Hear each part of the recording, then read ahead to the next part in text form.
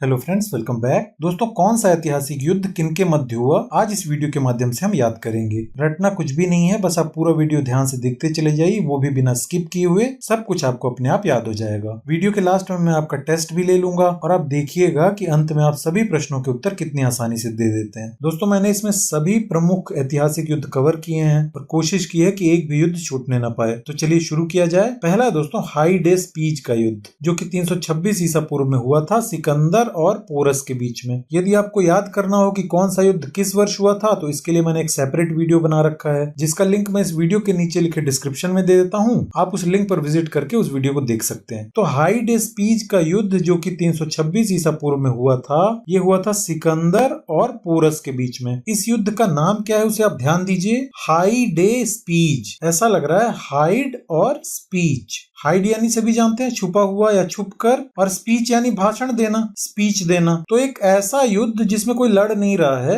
Hide हो गया है यानी छुप गया है, और स्पीच दे रहा है, भाषण दे रहा है। एक ओर से एक व्यक्ति भाषण दे रहा है कि मैं तुझे आज मार डालूंगा, तुझे नहीं छोड़ूंगा। दूसरी ओर से दूसरा भाषण दे रहा है कि मैं तेरा खून पी जाऊंगा। एक्चुअली ऐसा कुछ भी नहीं है, लेकिन हमें याद रखना है, इसलिए हम ऐसा मान लेते हैं। तो हाइड और स्पीच यानी छुप कर भाषण देने का युद्ध हो रहा है। तो छुपने के लिए आपको जगह चाहिए, और जगह चाहिए तो हम मान लेते हैं कि एक व्यक्ति कंदरा में छुप गया है, ये देखिए कंदरा गुफा, और दूसरा छुप गया है पोर में। पोर समझते हैं, PORE, पोर यानी रंध्र या छिद्र। छोटे छोटे जो छिद्र होते हैं उन्हें हम रंध्र या पोर कहते हैं। तो एक तो छुप गया गुफा में, ये गुफा है मान लीजिए, और दूसरा छुप गया पोर में यानी रंध्र या छिद्र में। अब दोनों छुप गए हैं, ये देखिए हाइड हो गए हैं और स्पीच दे रहे हैं, भाषण दे रहे हैं, एक दूसरे को डरा धमका रहे हैं। तो ऐसे आपको आसानी से याद आ जाएगा कि हाइड होकर स्पीच देने का युद्ध हो रहा है। और हाइड होने के लिए एक ने कंदरा चुन ली है यानी गुफा में छुपा हुआ है, और दूसरे ने पोर या रंध्र या छिद्र चुन लिया है। तो एक कंदरा में हाइड होके स्पीच दे रहा है और दूसरा पोर में हाइड होके स्पीच दे रहा है। तो कंदरा से आपको सिकंदर और पोर से आपको पोरस याद आ जाएगा। हाइड स्पीच का युद्ध हुआ था सिकंदर और पोरस के मध्य। अगली है कलिंग की लड़ाई, जो कि 261 ईसा पूर्व में हुई थी, अशोक और कलिंग राज्य के मध्य। तो कली की लड़ाई, ये किसकी लड़ाई है? कली की लड़ाई। फूल की नहीं है, कली की, यानी जो फूल पूरी तरह से खिलता नहीं है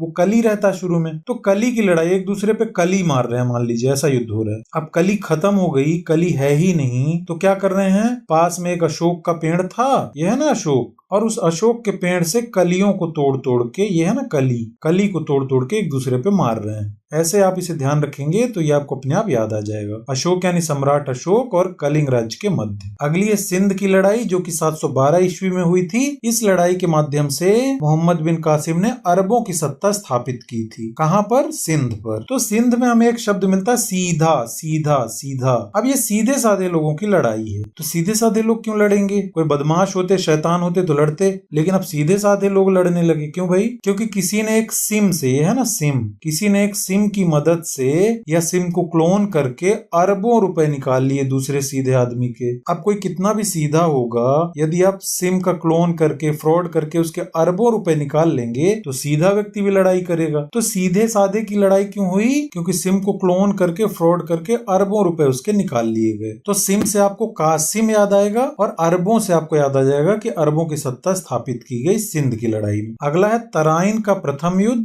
फिर है तराइन का द्वितीय युद्ध। ये हुआ था 1191 ईस्वी में, ये हुआ था 1192 ईस्वी में। तो इसे याद करने के लिए आप ऐसा मान लीजिए कि तारा इन यानी अंदर, हम बोलते हैं ना कि ये इन हो गया, अंदर हो गया, तो तारा इन हो गया, तारा इन हो गया। अब मान लीजिए तारा किसी ग्रह में इन हो जाएगा, या तारा किसी ग्रह के अंदर आ जाएगा, या समझ लीजिए कि पृथ्वी के अंदर ही आ गया एक तारा, तो क्या होगा? पृथ्वी पूरी एकदम से गोरी हो जाएगी। आप खुद सोचिए कि सूर्य एक तारा है, और जब सूर्य के सामने पृथ्वी का कोई हिस्सा आता है तो वो हिस्सा बिल्कुल गोरा गोरा दिखाई देने लगता है, सफेद हो जाता है। तो तारा इन हुआ जब पृथ्वी में, तो क्या हुई? पृथ्वी गोरी हो गई, यानी पृथ्वीराज चौहान और मोहम्मद गौरी के बीच ये युद्ध हुआ। और यहाँ फिर से है तराइन का द्वितीय युद्ध, या फिर यूं कहिए कि दो तारे अगर इन हो जाएं पृथ्वी में तो भी पृथ्वी गोरी होगी। तो तराइन में आपको ध्यान रखना है कि तारा इन हो रहा है, चाहे एक तारा इन हो, और तारा इन हो रहा है चाहे दो तारा इन हो, या अंदर हो या अंदर आए, फर्क क्या पड़ेगा कि पृथ्वी जो है वो गोरी हो जाएगी। यहाँ पे भी पृथ्वी जो है वो क्या हो गई? गोरी हो गई। तो मोहम्मद गौरी और पृथ्वीराज चौहान के बीच तराइन के युद्ध हुए थे। फिर है चंदावर का युद्ध,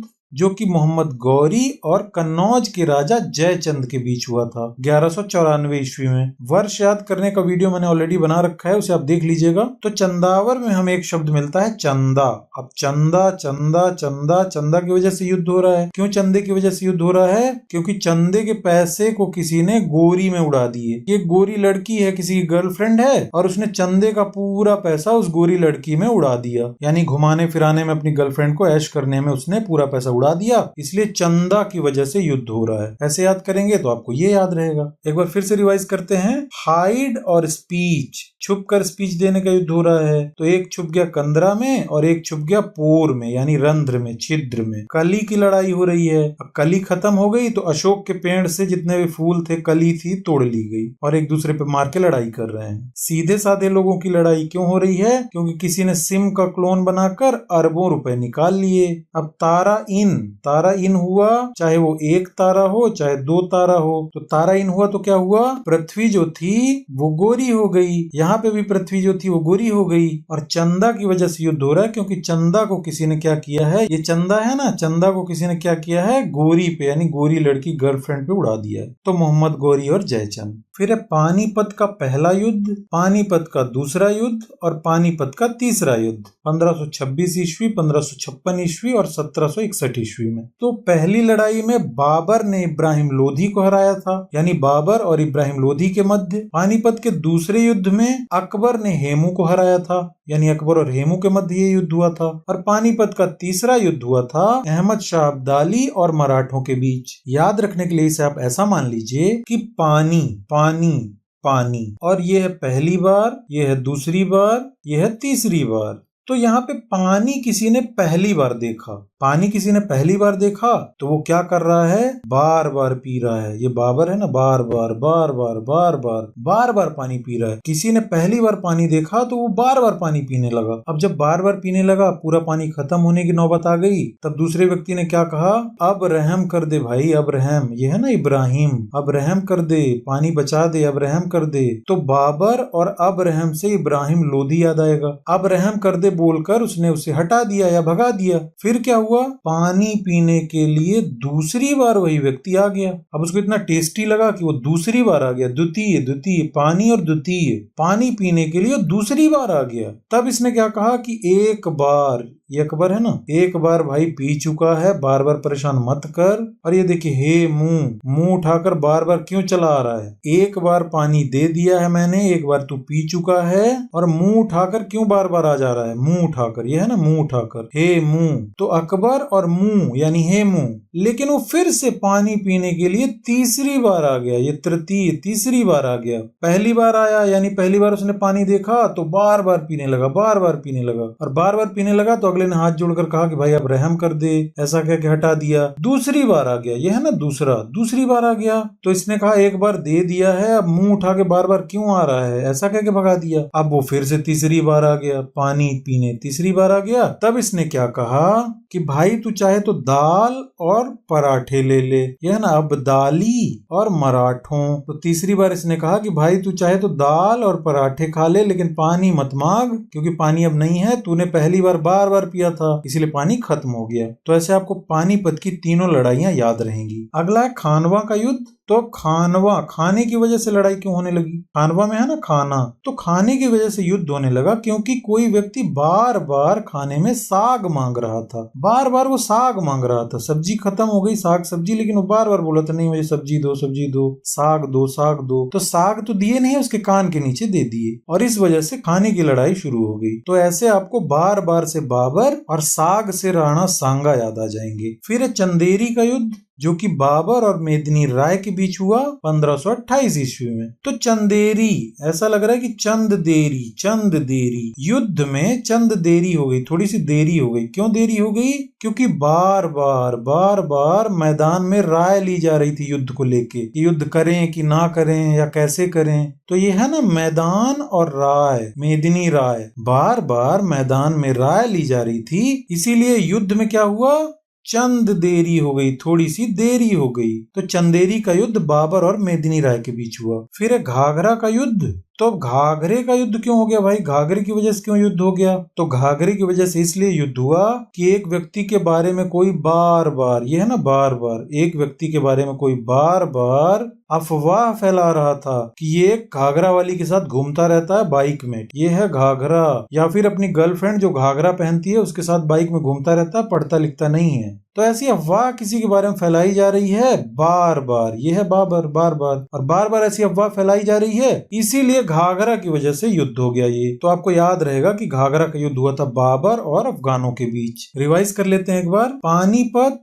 पहला युद्ध, पानीपत का दूसरा युद्ध और पानीपत का तीसरा युद्ध। तो पानी मांगा किसी ने पहली बार उसको पानी मिला तो क्या हुआ? वो बार बार पीने लगा, उसे बहुत टेस्टी लगा, अरे यार ये तो बढ़िया चीज है यार, प्यास मिट गई मेरी। बार बार पीने लगा और बार बार मांगने लगा, तो इस वजह से क्या हुआ? दूसरे ने कहा भाई अब रहम कर दे, ऐसा कह के हटा दिया। फिर थोड़ी देर बाद पानी मांगने वो दोबारा आ गया। जब दोबारा आ गया तब इसने क्या कहा? एक बार दे दिया है, अब मुंह उठा के दोबारा क्यों चले आए, अब पानी नहीं है, ऐसा कह के भगा दिया। फिर से ये पानी पीने तीसरी बार आ गया। तब क्या कहा गया इसको कि भाई आप दाल ले लो, पराठे ले लो, लेकिन पानी मत मांगो क्योंकि पानी नहीं है। खाने का युद्ध क्यों हो गया? क्योंकि बार बार कोई साग मांग रहा था, सब्जी मांग रहा था, सब्जी खत्म थी, नहीं दी गई तो लड़ने लगा। चंद देरी का युद्ध क्यों हुआ?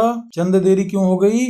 क्योंकि बार बार मैदान में राय ली जा रही थी, ओपिनियन लिया जा रहा था, राय ली जा रही थी मैदान में कि युद्ध करें या ना करें और कैसे करें। और घाघरा का युद्ध क्यों हुआ? क्योंकि बार बार किसी के नाम पर अफवाह फैलाई जा रही थी कि वो घाघरा वाली के साथ घूमता है, पढ़ाई लिखाई नहीं करता, तो ऐसे घाघरा का युद्ध हुआ। फिर आता है चौसा का युद्ध, जो कि शेर शाह सूरी और हुमायूं के बीच हुआ। तो ये नाम से पता चल रहा है कि चूसा हुआ युद्ध है, यानी इस युद्ध में दम वम नहीं है बिल्कुल। क्यों ऐसा है भाई? क्योंकि इसमें शेर तो लड़ रहे हैं लेकिन वो म्याऊं म्याऊं कर रहे हैं, यानी बूढ़े शेर लड़ रहे हैं। ये है ना शेर शाह, शेर लड़ रहे हैं लेकिन म्याऊं म्याऊं कर रहे हैं, हुमायूं। अब शेर लड़ेंगे और म्याऊं म्याऊं करके लड़ेंगे, इसका मतलब दमदार शेर नहीं है, कमजोर शेर हैं। कुल मिलाकर ये चूसे हुए शेर हैं, ठीक है, ये चौसा। तो चूसे हुए शेरों का युद्ध है ये, इसीलिए म्याऊं म्याऊं की आवाज आ रही है, नहीं तो दहाड़ने की आवाज आती ना। तो ये शेर चूसे हुए शेर हैं, इसीलिए म्याऊं म्याऊं की आवाज करके लड़ रहे हैं, और इसी वजह से ये चूसा हुआ युद्ध है, कोई फायदा नहीं इसको देख के। इसके बाद है कन्नौज या बिलग्राम का युद्ध। तो कन्नौज या फिर बिलग्राम का युद्ध, अब ये भी बिल्कुल चूसा हुआ टाइप का युद्ध है। क्यों? क्योंकि कान नोच रहा है इसमें। अब ये ऐसा युद्ध है कि कान नोच रहे हैं इसमें किसी का, या फिर बिल में घुस के युद्ध कर रहे हैं। अब यार कान नोच के कोई युद्ध होता है क्या? या फिर बिल में घुस के कोई युद्ध होता है? तो कान नोच के या फिर बिल में घुस के युद्ध कर रहे हैं, इसका मतलब ये भी शेरों का युद्ध मान लेते हैं हम, लेकिन म्याऊं म्याऊं की आवाज आ रही है, युद्ध में दम नहीं है। तो शेर लड़ रहे हैं लेकिन म्याऊं म्याऊं करके लड़ रहे हैं, यानी दमदार शेर नहीं है। और कैसे लड़ रहे हैं? वो बिल में घुसकर एक दूसरे का कान नोच रहे हैं। तो कन्नौज से आपको अपने आप शेर और म्याऊं याद आ जाएगा, जिससे शेर शाह सूरी और हुमायूं याद आ जाएगा। फिर देखिए सरहिंद का युद्ध, ये हुआ था हुमायूं और शेर शाह सूरी के वंशजों के बीच। तो यहाँ पे देखिए सर हिंद, सर को हिंद के लिए कटाने की जहाँ पे बात आती है, वहां पे हमारे देश में क्या है? म्याऊं भी जो है, म्याऊं यानी बिल्ली भी शेर बन जाती है। सर को हिंद के लिए कटाने की जैसे ही बात आती है तो क्या होता है? म्याऊं भी यानी बिल्ली भी क्या बन जाती है? शेर बन जाती है। तो म्याऊं से हुमायूं और शेर से शेर शाह सूरी के वंशज आपको याद आ जाएंगे। अगला है ताली कोटा का युद्ध,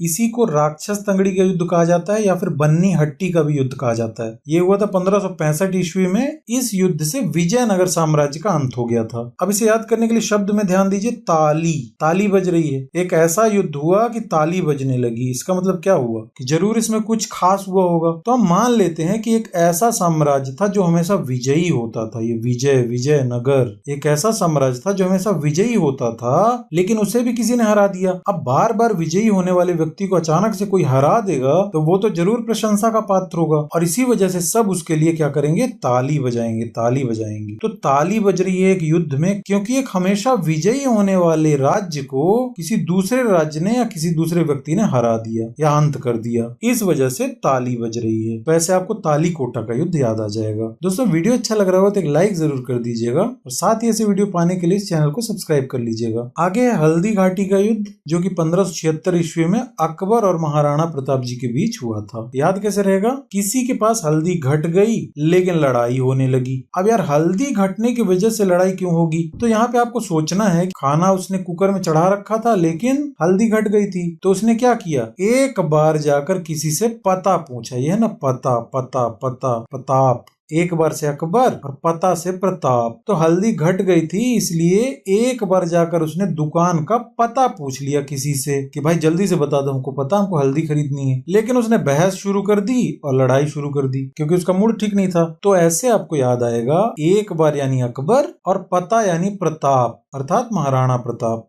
इसके बाद है असीरगढ़ का युद्ध, जो कि 1601 ईस्वी में हुआ था अकबर और मीरन बहादुर के बीच। याद करने के लिए इसे ऐसा मान लीजिए कि असीर यानी बिना सर का। अब बिना सर का कोई व्यक्ति युद्ध कर रहा है तो हम ऐसा मान लेते हैं कि सिर कट गया है, उसके बाद भी वो युद्ध कर रहा है, इसका मतलब वो बहुत बहादुर है। ये देखिए बहादुर, मीरन बहादुर, सिर कटने के बाद भी असीर, सिर नहीं है फिर भी वो क्या कर रहा है, युद्ध कर रहा है, यानी वो बहुत ही बहादुर है। और इसी वजह से ये अखबार में छप गया। देखिए अखबार, अकबर, अकबर, यानी न्यूज़पेपर में ये खबर आ गई कि एक व्यक्ति इतना बहादुर था कि वो बिना सिर के, ये है ना असीर, असीर, बिना सिर के युद्ध कर रहा है। तो ऐसे याद आ जाएगा असीरगढ़ का युद्ध हुआ था अकबर और मीरन बहादुर के बीच। फिर है प्लासी का युद्ध, जो कि अंग्रेजों और सिराजुद्दौला के बीच हुआ था 1757 ईस्वी में। तो प्लासी में एक शब्द है लास, लासी, लास। अब अंग्रेज ऐसे थे कि उनके आगे कोई सर उठाता था या सर डोल जाता था किसी का,